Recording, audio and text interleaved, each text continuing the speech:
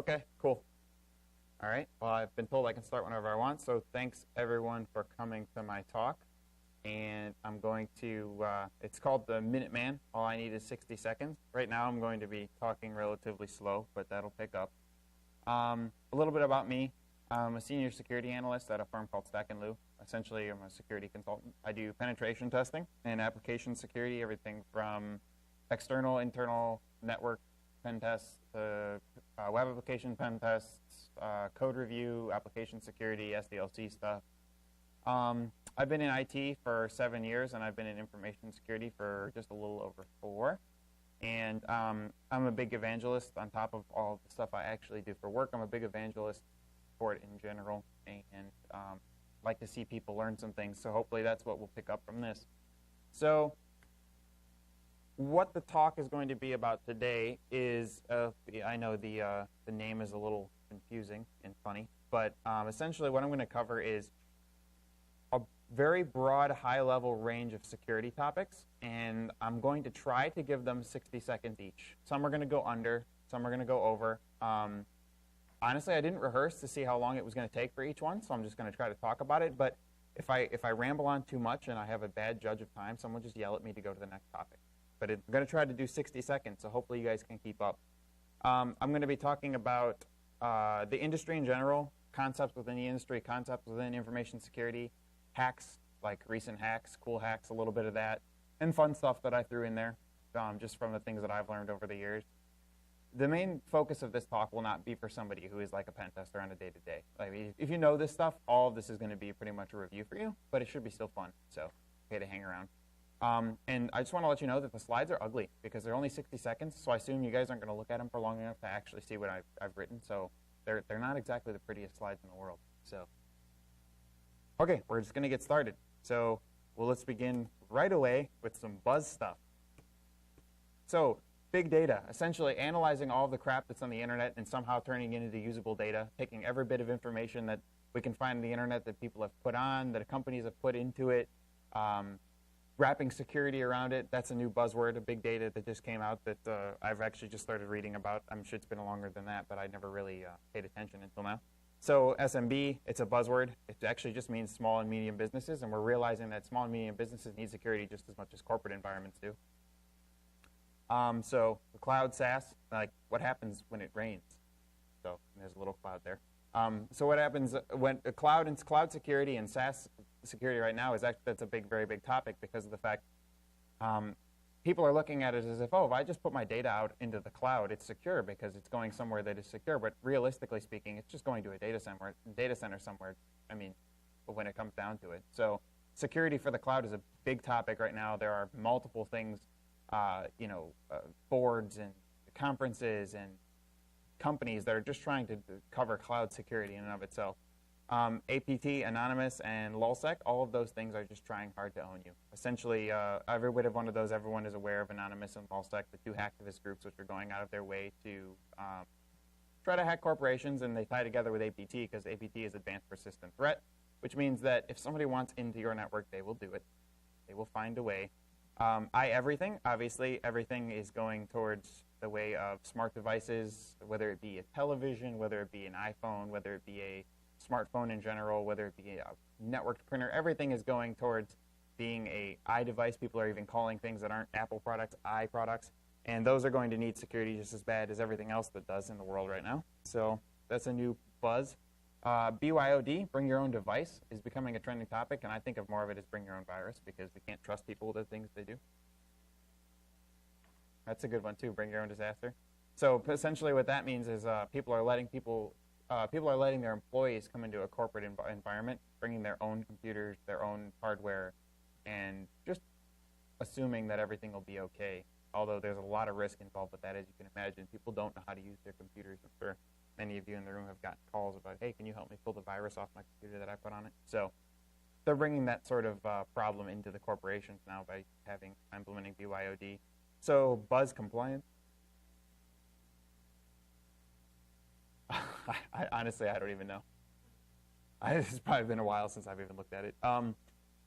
Compliance is also buzz, although it's been around for a very long time. It seems like compliance is coming up further and further into security from a sense that every single thing is now going to have to be compliant with something, whether it be you know, the healthcare industry or the big data industry, or whether it be credit card industry. They all have a compliance of some sort. So there's a checkbox there that you have to fill out for PCI, for HIPAA, for PII, which is personal identifiable information, and WTF and all that, because compliance is not real security. You know, and obviously hacker has been in the news a lot because of the groups, you know, because of Anonymous and LulzSec, but the thing is, it's not actually a bad word, which I'm sure a lot of you know. So those were a lot of buzzwords in one thing. So now we're going to move into some network topics. Got to put that picture of a dirty server rack. You always have to do that if necessary. So here, some real quick topics which need to be covered when you're talking about network security: hardware configurations, firewalls, monitoring of your network, making sure you know what's going on, IDS, IPS, which is intrusion detection, intrusion prevention systems, knowing what's what on the network entirely, whether it be the devices that are on it, the security that's on it, having a full view of your external network, your internal network, keeping things updated, and passwords. And here are the best practices for all of the above. So for hardware configurations, changing defaults and configuring appropriately to make sure that people can't hop in just because of a default password or for a default port that was left open. When you're doing firewalls, a lot of people like to ignore egress filtering, but it's probably one of the most important things right after ingress filtering. If you're going to be doing that, then you need to have things that block outgoing traffic just as much. And a lot of system administrators overlook that. Like I said about monitoring, watch what's up. A lot of people don't realize the benefits that you can gain from actually having monitoring systems in place in your network to tell you what your network is doing, tell you what data is going where the traffic is heading, where the pitfalls of the network are, where things that are misconfigured. The IDS, IPS are pretty obvious. It's going to detect, watch, and defend your network, but they also need to be configured properly and securely, because an IDS, IPS can be evaded. Knowing what's what, like I said. So right now, if I were to the people who are system administrators, network administrators, if I were to tell you to tell me all of your IP ranges right now, you most likely know most of them, but so does every other company that I've done a pen test for, and then we end up finding something, and then they're like, oh, that whole 255 IP addresses that we gave you were the one range, that's not actually ours, so we're glad you just hacked it, and you know, we could have went to jail for all that, and because we're illegally hacking an IP address range that the company wasn't aware of. That's pretty common in the pen test world. For your system and your network configurations, apply updates. I mean, I know it's sometimes scary because downtime can happen, but the thing is, it's worth it because having downtime is better than being hacked. Went back. Whoops. And then passwords, of course, change them. So as a hacker, what are we going to do to your network as far as security goes? Actually, can everyone see that? Okay, yeah. So we're going to be searching, sniffing, spoofing, scanning, hopping, and popping. Essentially, it's going to start with a search, and that URL at the top there will pull, or that search string right there into Google will pull, if you had your company and then passwords.txt, if there was a passwords file sitting out there that someone just named and threw out on a share somewhere, or threw it up on a web root, it's going to pop up with that sort of Google hacking, and people don't actually realize the severity of what things you can find just by Googling for something like passwords.txt. I just had a pen test I did for a really large school down in the south, and they gave us 3,000 IP addresses, and we went through all 3,000 of them over the course of 2 or 3 weeks. Found a lot of vulnerabilities, a lot of SQL injection, cross-site scripting, a lot of crap like that. And then we realized towards the end we should just Google a couple other things about the network, and we ended up finding a file sitting out on a exploits website from 2004 that had a list of about 50 SQL injections that were still live, and they were live from 2004. So at this point, we can assume that this particular client had already been hacked for 7 years. So then our next remediation and our first finding in the report was prior system compromise, go talk to a skilled incident response team, because I'm sure that there's something sitting on your network that shouldn't be, not to mention that the things that were in that file were not in the scope that they gave us. I can't imagine why, other than the fact that they were embarrassed. We're also going to be sniffing on your network, and HTTPS won't save you. I'm sure a lot of you know that there are ways to sniff a network without, even that are using HTTPS on the protocol when doing web browsing. There's ways to actually strip that out, sniff the traffic anyway. We'll be doing network spoofing. The dog says ARP, and then by that I mean we're going to be doing ARP spoofing, trying to impersonate other computers to intercept traffic. We'll be scanning your network. We'll see you like port 1433, essentially just getting at the fact that doing network scanning will lead to a bunch of open ports and open vulnerabilities that you can pop into. 1433, if you don't know, is Microsoft SQL, and that's a nice starting point. If that's listening, we can try to crack the default passwords. Hopping, we're going to be hopping on the network. A lot of people don't realize, and system administrators, network administrators, when they're giving us a pen test, or they realize that there's a dev box out there, and they say, oh, that's a dev box. It's no big deal if they hack it. There's nothing on it.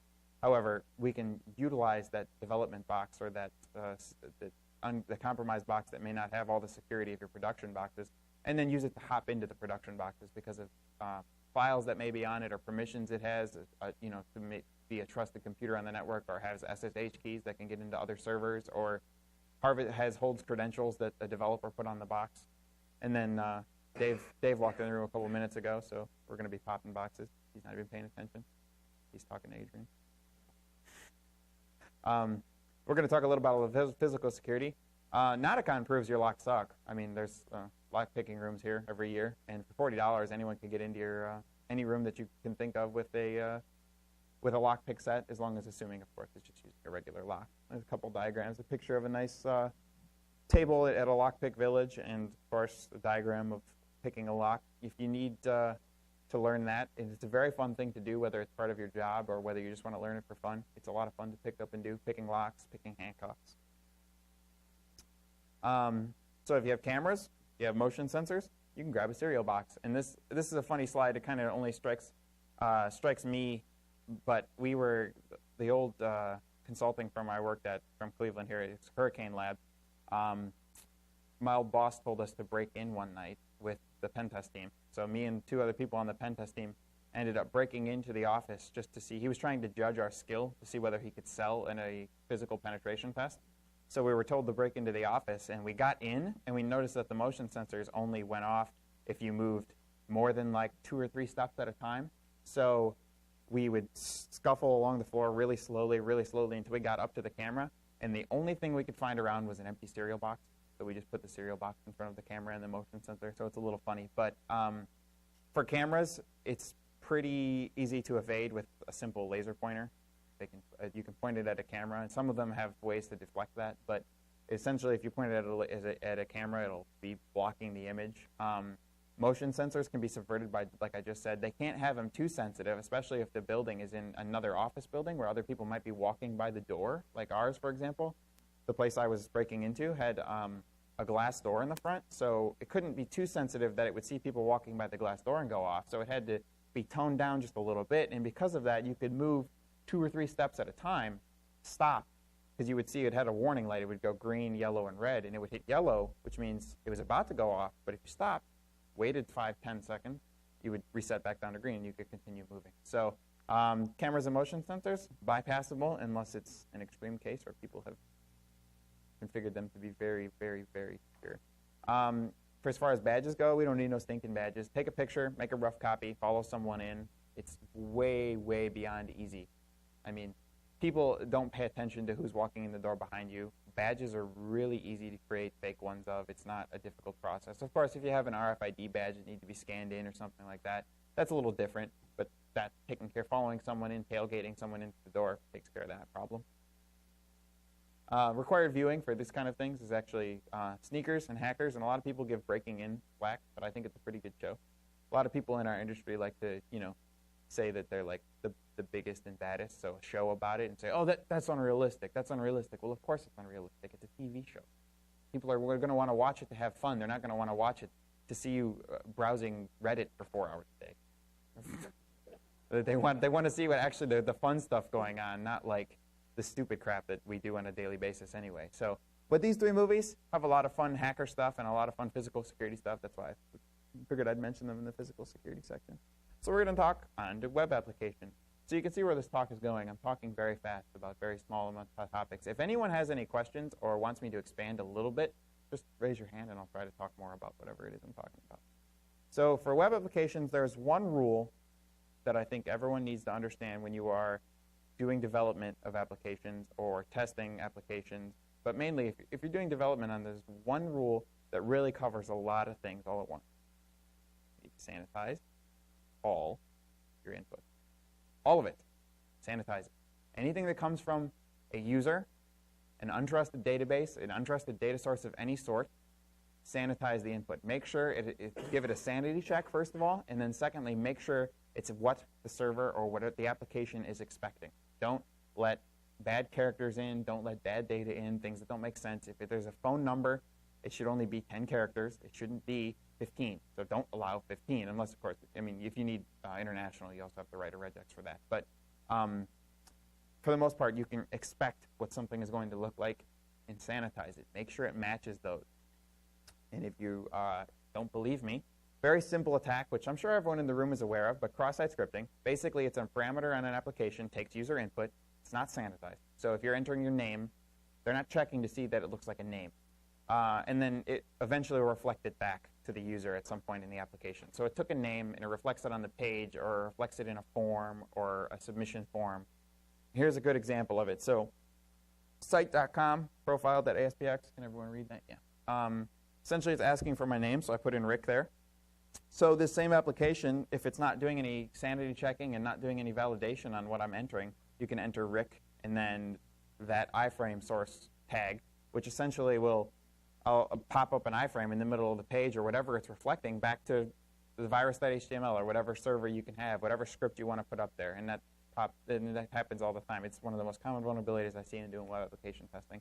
And the severity of it is not super intense. I mean, it can be, but a lot of people take it as, it's just reflecting back. It's not that big a deal, things of that nature, and they don't want to fix it just because it doesn't really have a great impact right away. But usually, if they're not sanitizing input on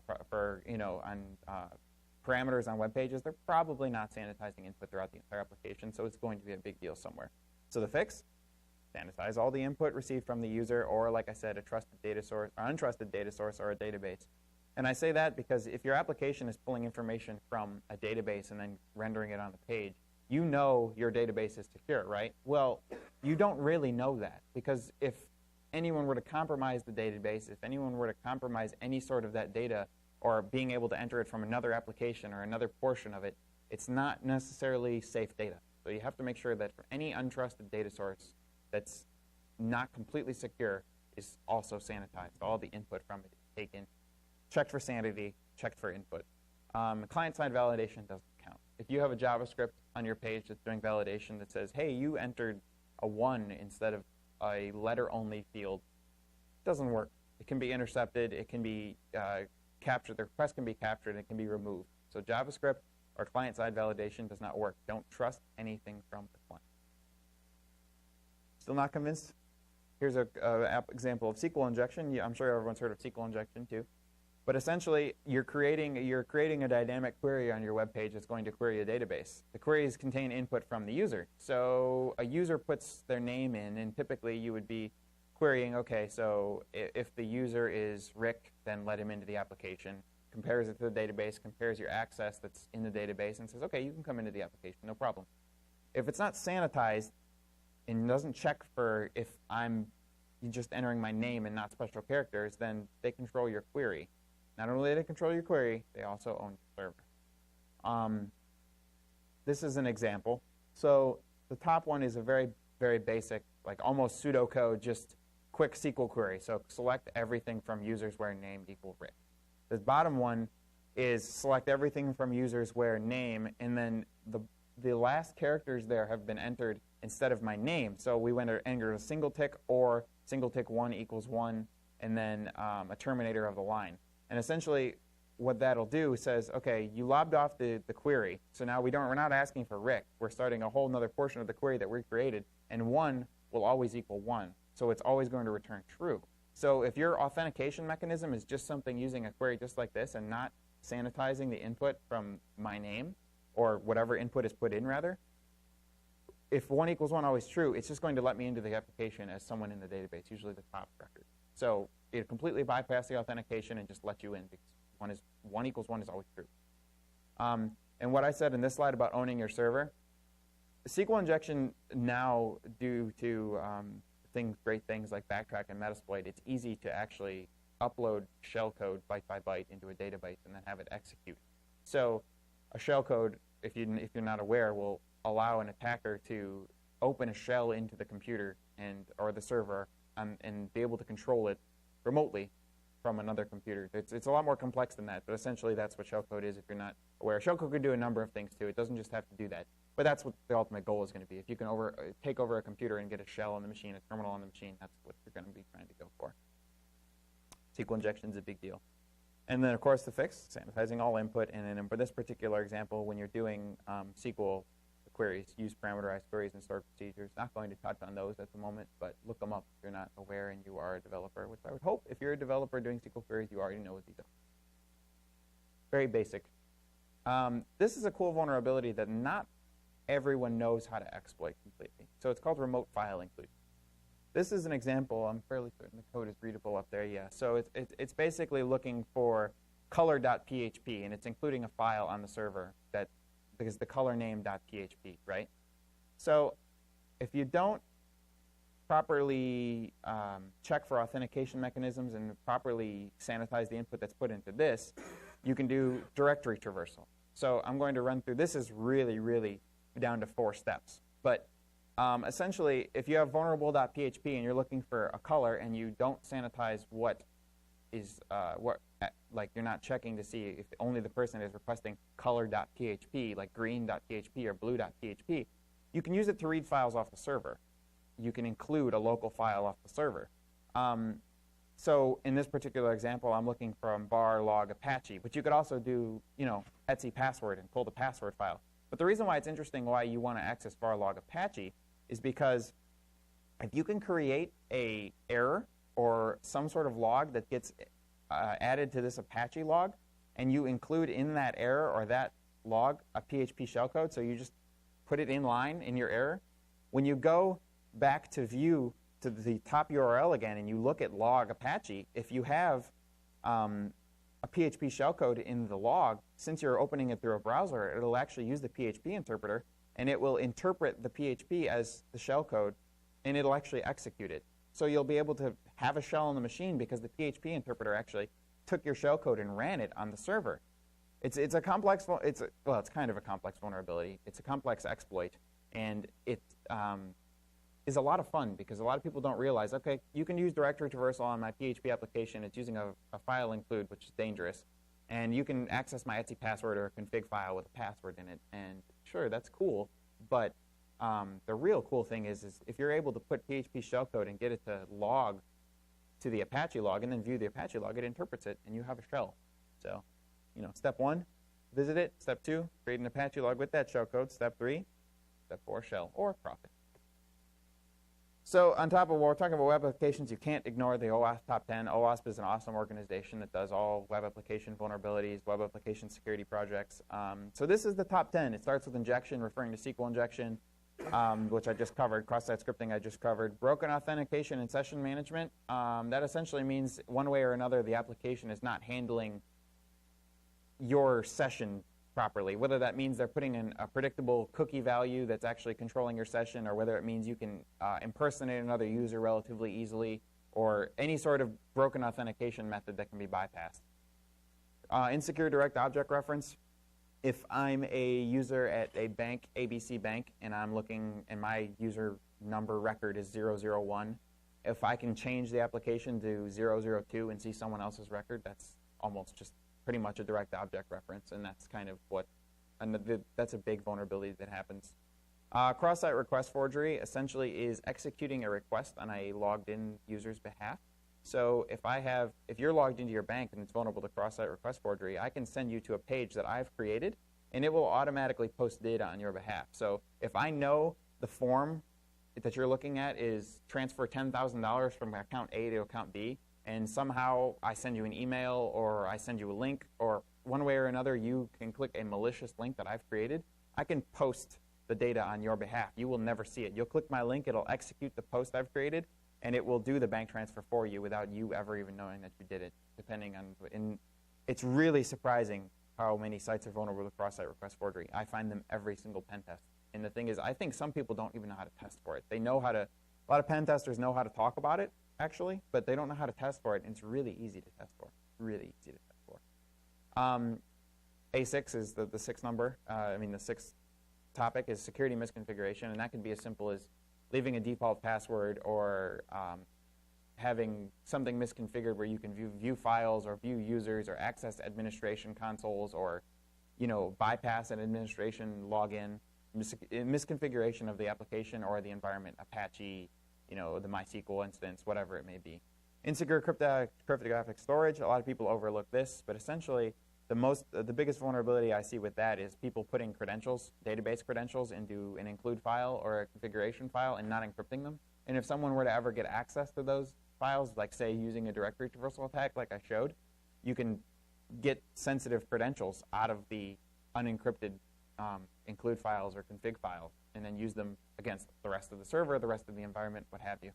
Failure to restrict URL access, that's pretty easy. Simple is, say you have a page that's only for administrative users, and you click a link on the page that says, okay, log into your administrative page, and you have to log in, and you need credentials.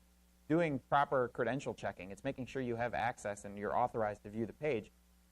But what if the page that it redirects to is just admin.html, and you can just browse directly to admin.html, and it doesn't prompt you to see, or maybe better off like /admin/network.html to do a network configuration change on whatever it is you're looking at. And if you don't have restricted access to that URL, it doesn't matter whether you have an authentication because they can just directly go visit that URL. So that's a really big problem, and it seems stupid, but it pops up. Insufficient transport layer protection, pretty basic, straightforward. Unvalidated redirects and forwards. Essentially, that would be like if you're redirecting to a page and you don't check where you can redirect, well, then someone could insert google.com or their own web page, and it'll look like your URL is valid, from abcbank.com, but the redirect is supposed to go to another page within the bank or another page that they have, but you put it into your own, you redirect it to your malicious website. So that's the OWASP top 10. Other failures that I would just like to mention that I don't think OWASP covers more directly, default passwords and configs. It says security misconfiguration, but we really need to get that across. People really like to leave default passwords on certain things like, Tomcat installations or MySQL or MS SQL. They'll put the passwords as default passwords. Any sort of passwords and configs that are default should be changed, modified to your environment, and definitely made secure because most of the time they're there so they're easily configurable. They're not there to be secure. They need to be changed. Directory listing enabled, that's a pretty easy thing to fix on any web server. It's very simple to disable directory listing, and that would be as if you're visiting a page and you went to the root of a directory and it just listed out all of the files in the folders, and then you could probably browse to the rest of the ones on the server as well and access any file, view very sensitive information in config files. It's really easy to turn off, and it's a problem that a lot of people have. Readable files, say you have the server misconfigured and you can read a PHP file instead of executing it, and so you have a config.php and it has passwords in it, and normally if the server was configured to actually interpret those, it would just display a blank page because it's trying to interpret something that's a config file, but if it's misconfigured, you can read it and see things in it.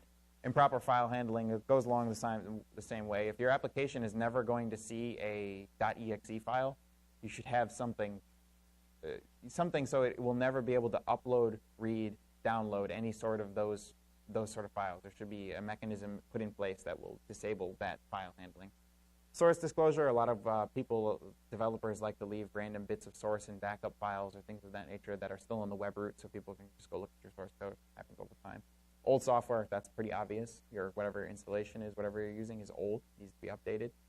File uploads, they're difficult to get right. That's kind of the problem that developers have. To make them perfectly secure, it's difficult to make them right. You have to follow a best practice guide. You should follow OWASP examples. You should make sure you're restricting access to only the files which should be able to upload to. You're not able to control the content of the file beyond, obviously the file itself. Once it's posted, you shouldn't be able to control the content. You shouldn't be able to control where it can upload. You shouldn't be able to control the name of it. It should not be going to a temporary file. It should not be given a name that is guessable if it's getting renamed into something. And see a lot of those. So that was web application security. That took a little longer than 60 seconds, but I tried to put each topic for that long. Operating system security. So this slide's going to make everyone mad. Let's just be reasonable about it. Mac greater than Linux, greater than Windows. And that's my personal opinion. It's meant to be mostly a joke. But Linux and Mac OS are typically more secure depending on what you have it. I mean, it's not something you can say overall, and a lot of people will like to hate on it and say that, oh, that's not true. They're just as insecure. And you're right. They can be just as insecure. But on average, you're going to find many more vulnerabilities in a Windows installation that somebody's running than you would a Mac or Linux. And this particular slide is just my personal preference. I used to be a Linux-only user, and then I got a Mac, and now I won't ever do anything else. I love my Mac. It's a pretty interface on top of Linux. What more could you ask for? Essentially, it's a Unix underneath it all, FreeBSD. So it's you know, it's a no-brainer for me. And then Windows, I can't even stand use. Moving into penetration testing, which is my day job, so I figured I would talk about this for a little while. Essentially, if you don't know what penetration testing is, other than a dirty-sounding job title, it's finding a weakness before someone else does, and it's kind of a big deal. We in the industry believe that it's one of the first steps you need to be taking in order to make sure that your corporation and your environment, your enterprise, is secure. What is going to happen is they're going to pay a consulting firm or a penetration tester, or they're going to have their own penetration testing security team. And what they're going to do is they're going to look at your network, your systems, your configurations as a hacker. Try to hack in, find a vulnerability, find a problem, report it back to you so you can fix it. So before LulzSec Anonymous comes and attacks your corporation, you've already had these fixed because an ethical hacker, a person who was a penetration tester, came in and told you what your problems were. Here's the unofficial types of penetration testing. This is my unofficial type. You won't find these on the internet. I made them up. But they're the types of penetration testing that I believe exist. The scan. You can start with just scanning your network using port scanning, vulnerability scanning, web application scanners. Take those results, try to interpret them into something that your developers, your system administrators can read and use. Difficult to do because a lot of the scanners like to give you tons of output, and really all you need is one paragraph out of the whole thing that shows you the port, the host, the port, what they found, how to reproduce it, and a little how to fix it, and not all the other fluff that comes with a vulnerability scanner, web application scanners. That is a valid means of penetration testing, but you're not going to get a lot out of it. The manual penetration test, which would be a mixture of starting with a scan and then going to take all of those, validating them manually to make sure that they actually exist, and then also giving you better remediation, better examples of how to exploit them, better impact. If there's a vulnerability that exists, say SQL injection, and all the example does is show you that, oh, we could reflect something back on the page using the SQL query, and we just kind of pulled a database record out that said Bob Joe's name. I mean, that's impactful because you're accessing the database, but if a manual penetration tester goes in and he gets a shell and can show you your entire file system, including your passwords and sensitive files that are on the machine, that's way more impactful. So a manual penetration test is the way to go when you're going to look at the basics of a penetration test. Physical and social penetration tests, kind of what it sounds like. Say your corporation is very sensitive as far as whether or not someone can actually access the building after hours. Like, can someone break in and get past the alarms, break in through the roof, subvert whatever sort of security systems you have, and you want to test that, like, say, a bank. That's very important to them. That's a physical penetration test. Social engineering, a social penetration test would essentially be the same sort of deal, trying to get access, but they're going to be using your people against you. They're going to try to call and get information out of your bank tellers, or they're going to try to get information out of an IT administrator. They're going to try to convince them that you are an okay person to do whatever it is you're trying to do. Convince them that they need to give you their password, or they need to give you, this bit of information, or let you in. And then the last one I would call is a full-on penetration test, and that would be the scan. It would be a manual penetration test. It would be a physical and a social and a penetration test. And then it would also include source code, or not source code, but applications. I mean, you can do a manual penetration test that includes your applications, but a full-on penetration test would include all of your applications, meeting with your developers, getting source code, going through the source code line by line, trying to figure out the vulnerabilities that exist so you can get a full understanding of how secure your corporation is. Individually, they're useful, but all together, it's key. The phases of a penetration test, I'm not going to explain every single bit of them. Reconnaissance, initially starting by looking on Google, not physically touching the servers at all, not even pinging them, not even visiting the website, using Google or Google Cache, using Google to find information about your environment, your network, your web application, whatever. Discovery and passive, which would be actually visiting the page, profiling the page, going page by page, just like any user would, looking at the entire web application, looking at the machine, looking at, okay, we're looking at, there's 10 machines here and 3 of them have, MySQL running. Like, can I just browse to the page and see that a page that's running, or can I just look at the ports and connect them with FTP? Can I connect with the telnet? Very passive discovery. And then scanning, which would actually be configuring a network vulnerability scanner, a web application scanner, a port scanner to go through the entire network, the entire range of whatever you're giving them, and looking for vulnerabilities, open ports, and things we can exploit. At this point, we're no longer passive. We're hammering your network with a number of scanning devices and scanning tools to see what vulnerabilities and what ports are open so we can figure out a way to attack. Exploitation, the next step, the exploitation. So finding a vulnerability, finding one of these open ports, being able to exploit the servers, being able to exploit the software running, being able to exploit the web application vulnerability that exists, and actually getting into the network, penetrating the network.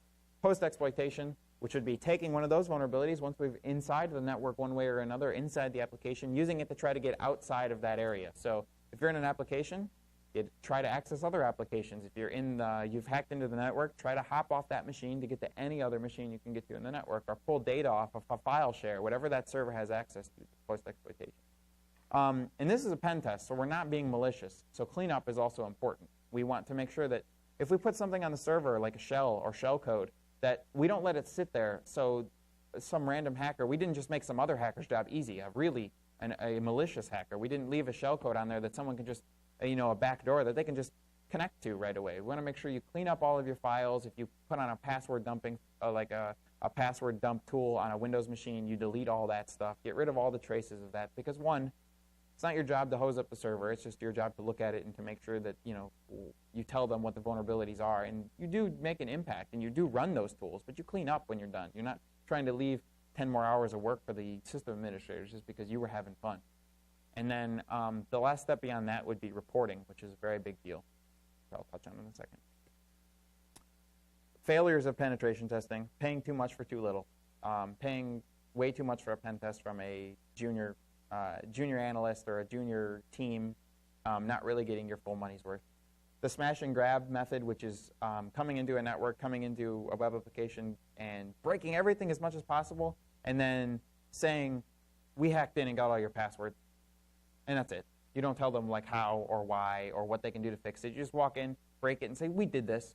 Here's the list of things we found. Good luck. And companies actually do that, which is just ridiculous. That's just it's beyond comprehension to me how someone could pay a company and have them do that. Right? And I know companies that still do that to this day. It's not like they don't do it anymore. They still do that. It's ridiculous. A lack of experience, kind of what I mentioned before. What was that? I'm not going to say that. They're not really around here. But lack of experience, kind of what I talked about in the first time. If you have a pen tester who's not experienced enough and they do break things, bring down systems. And then, as I said, reporting and remediation. I think everyone fails at. I even think the company I work at fails at it from time to time. We're getting better, but there's some things that reporting needs to happen so that companies can actually act on what we've given them once we've hacked in. So we provide actionable items. So actually, instead of just saying we hacked in and this is what happens, we give them, we hacked in, this is what you can do to fix it. Detailed findings. So we hacked in, how do we hack in? Step by step, not just, we hacked in via an open port, a MySQL server, and we got in and we hacked in this way. Like, we tell them. We connected to the MySQL server. We reviewed it. We viewed that it had was running out of root account because we tested root and it said invalid password. Then we guessed the password. Then we got in. We dumped this database. We modified this record. We used this to do this step by step. Remove the fluff. A lot of times people in reports will include a bunch of data from a scanner that's completely worthless.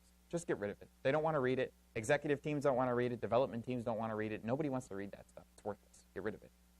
Provide help after you've delivered the report. If they have questions, don't say, we got to the report. Like, read it. It's done. Talk to them. Talk to the developers. Talk to their executive teams. Talk to their system administrators. Help them fix it. You aren't just a person who gets to hack in and break stuff. You need to be able to help them, too. Be concise and consistent. A lot of times, companies will rewrite findings every time they have a report. The thing is with that is you say they do 2 pen tests for the same company, and they don't have consistent reports. It's just unprofessional. It's an unprofessional way to do things. And be concise with what you're talking about. Don't give too much fluff, and don't try to pad something with a bunch of information that doesn't make sense. Give them the information they need, make it look consistent, and have it be consistent. Use English properly. It's sometimes, as technical people, maybe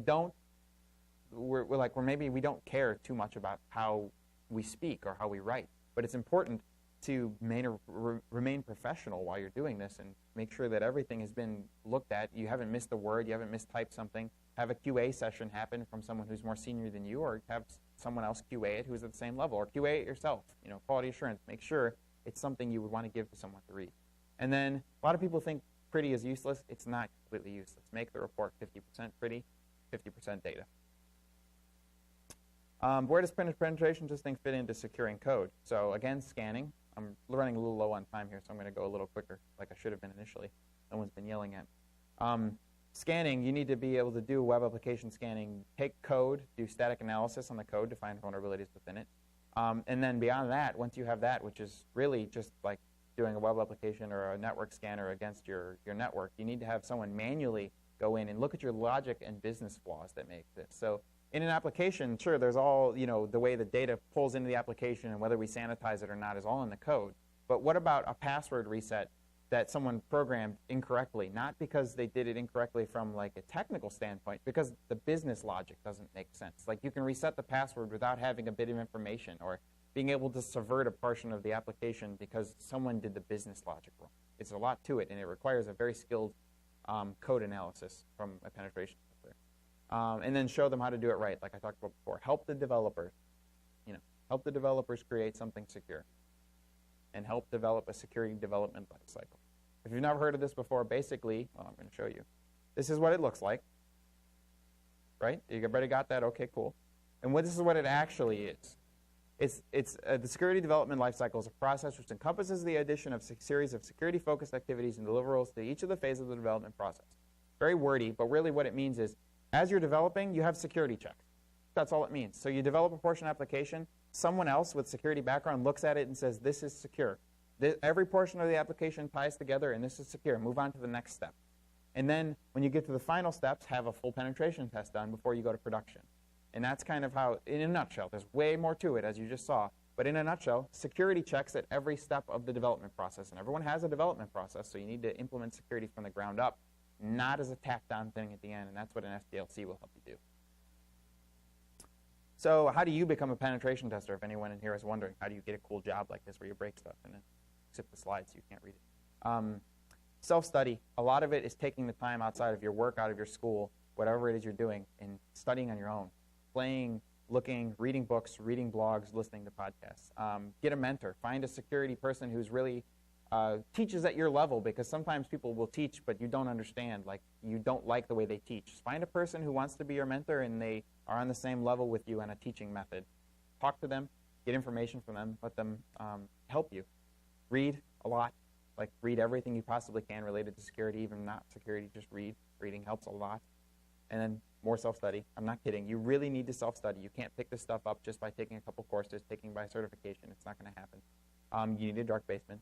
You need to be able to a place you can go where you're alone and focused, and you have your mind set on what you're looking at and not are distracted by a million things. This sort of thing, once you learn it, you can be distracted by things and still continue working and still continue your process, but you need some time on your own to look at this stuff.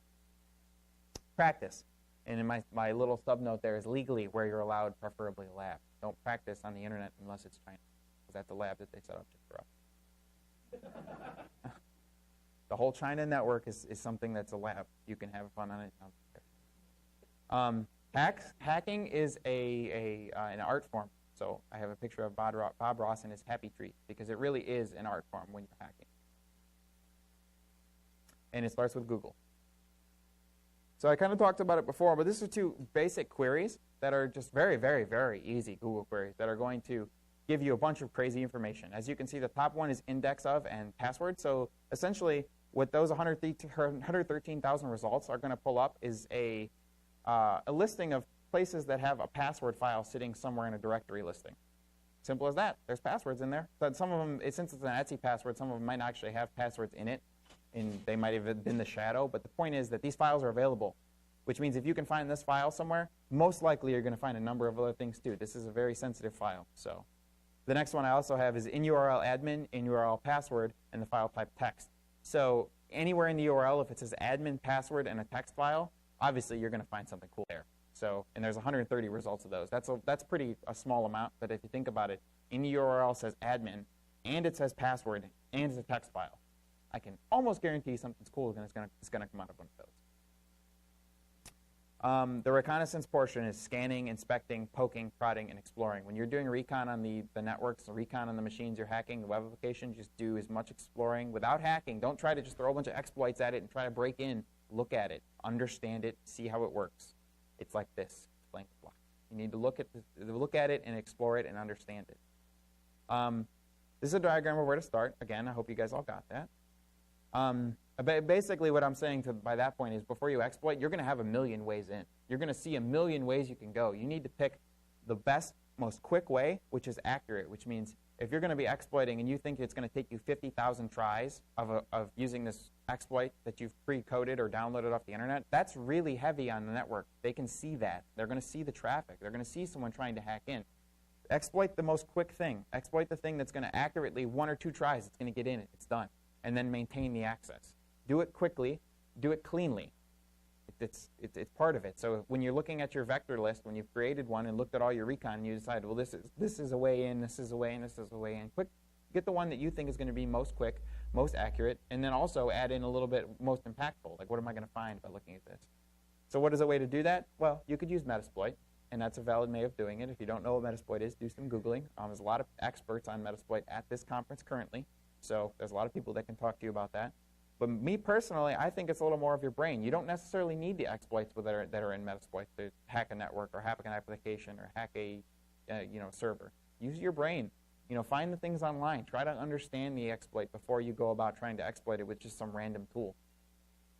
Like I said, post-exploitation. Gather before you're going to be gathering information from the other portions of the server, like other portions of the network, other portions of the application environment. Grab that information and then do your cleanup. Don't leave things like this. When you're actually doing a pen testing and doing hacks, this kind of stuff obviously is impactful. It gets on the news because the Albanian hackers hacked this website. But this is not what you actually want to do unless you like jail. A little bit of social engineering. Basically, if you want to copy this slide deck, you should just send me your corporate email, your position, your boss's name, and your employee number, and I'll send this over to you. Everyone got that?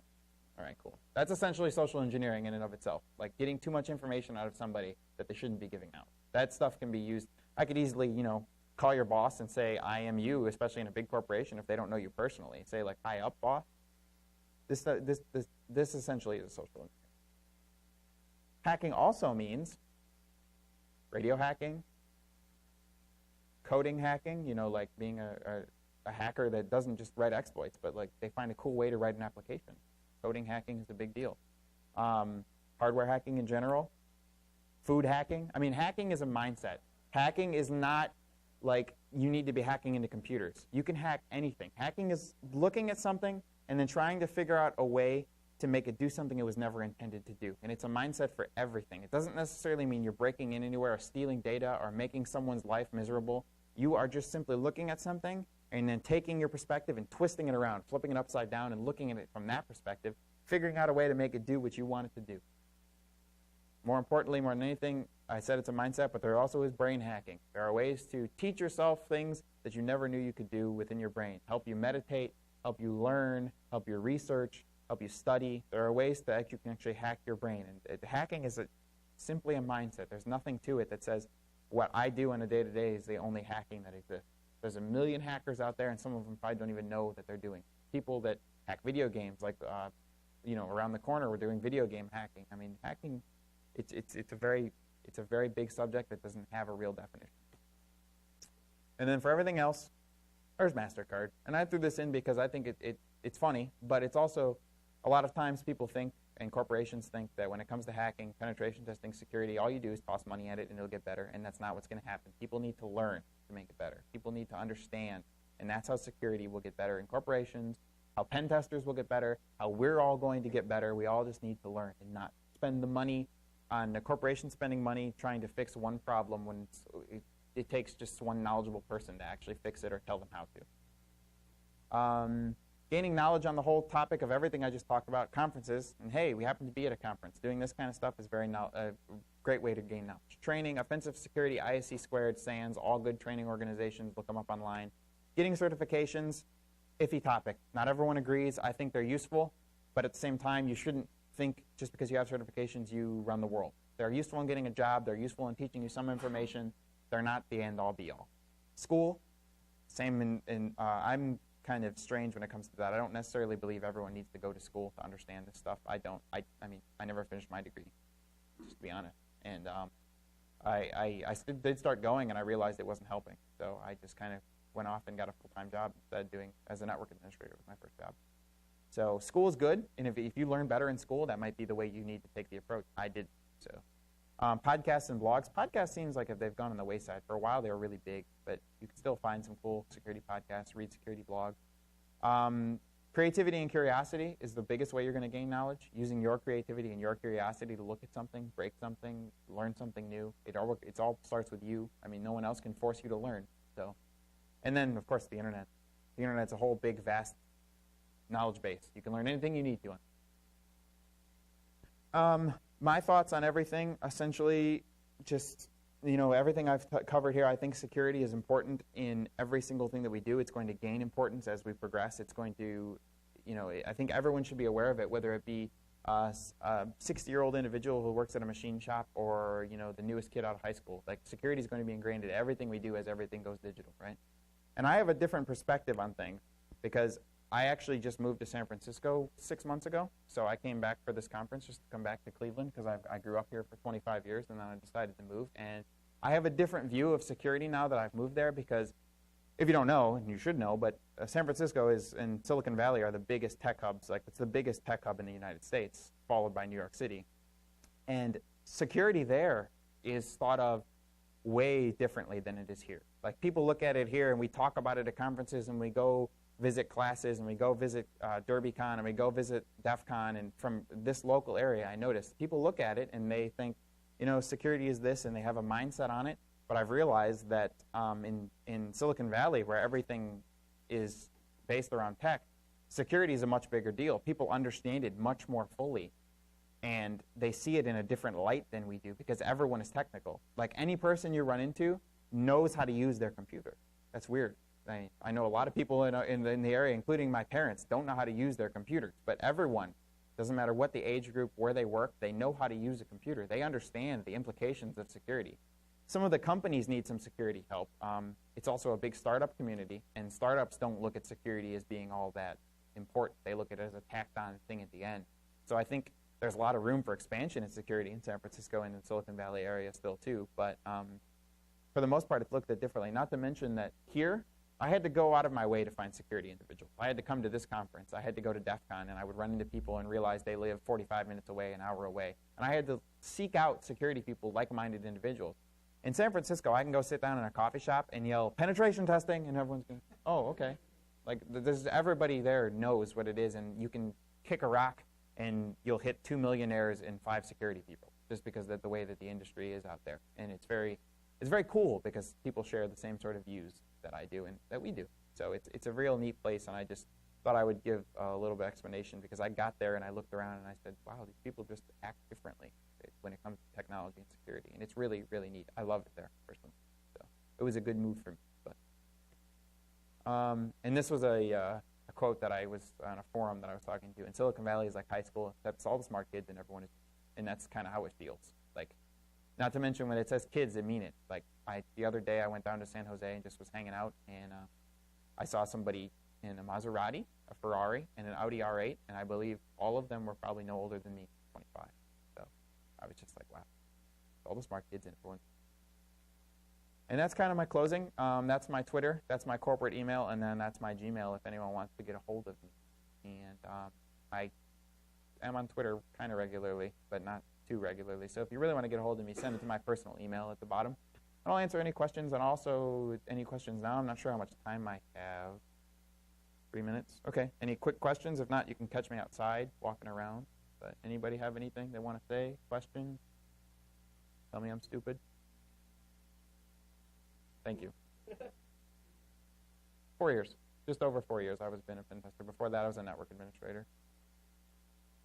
Yeah, the firm I work with mainly deals with Fortune 100, so I see some really cool pen tests. Really cool pen tests. And companies, it's almost scary sometimes. You see this big company that everyone uses for everything they do, and my team hacks into their stuff, and we steal all their data. It's kind of scary.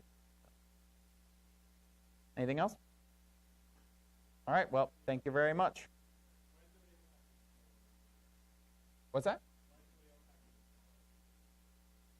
Oh, because we have the best pen testers in the industry.